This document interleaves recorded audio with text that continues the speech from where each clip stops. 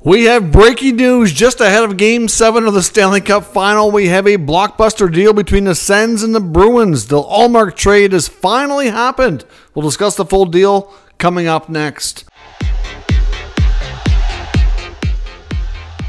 So welcome back to another video here at Top Shelf Hockey. As I mentioned, we have some significant breaking news. I'm sure Gary Bettman is not happy because this is happening just as warm-ups are taking place ahead of Game 7 of the Stanley Cup Final. We know the NHL does not like big news to take away from the games here at this time. But we have a significant blockbuster deal that's been rumored for days, and it's finally come together. Linus Ullmark, you are now an Ottawa Senator. He would have had to waive his no-trade clause. It's believed the Sens were not making this deal without talking to him about an extension. We don't have that just yet because obviously he's not theoretically eligible to sign one until July the 1st. But belief was that he was very much open to that, and they had to have those discussions ahead of time. So I don't know how quickly we'll get that. The return price is the Bruins' first-round pick in the 2024 NHL draft, going back to Boston after being traded a couple of times. So pick number 25. So the Sens had 2 picks this year in the first round. They have their own at number 7 and the Bruins at 25. So 25 goes back to Boston. The Bruins are taking goalie Joonas Korpisalo with 25% salary retention, and Mark Kastelic. I've been saying for a while that Chychrun was not going to be in this deal. Pinto was not going to be in this deal, and the Bruins fans were going to probably be disappointed with this return. But that is the deal. They take Korpisalo at 25% retained.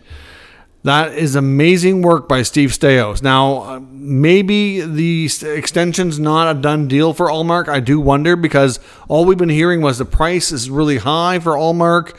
They wanted to get a better return than Jacob Markstrom did in Calgary, and that the Sens were not going to pay that if they weren't getting an extension. I don't know. Hard to say. Either way, Ullmark is a Senator for now, and Korpisalo is gone, which is the main thing here for Ottawa's perspective. That was a massive failure and a big, big blunder here by Pierre Dorion last offseason. So for them to move off that contract with only holding back 25%, that is not bad at all. Kastelic's a good fourth-line center. He's a big body. I think Ottawa liked Kastelic. I think the frustration with him at times was that he's huge. Like, he's 6'4", I think 225 to 30 pounds, but he doesn't always play like it. Sometimes he plays softer than they'd like to see. He was the fourth center for pretty well all of last year. Probably a chunk of the year before that as well. Sometimes, like, you know, he's a player that's kind of left them wanting more. Hopefully he can take his game to the next level. But he's been a good story. Real hard worker. When it comes to like the fitness testing of the early in the season, he always was right at the top, blown out of the chart. So real good person, real good hard worker for sure. But he needs to learn to play like his size allows him to. And like I said, in Korpisalo, and then this 25th overall pick. So we'll see.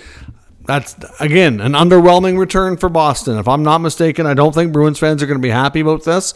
This is a major win and a major heist here for the Ottawa Senators. They get their goaltending solidified with the former Vezina Trophy winner. The belief is he'll extend. We'll have to wait and see on that and see if that's official. But this is a great deal for Ottawa.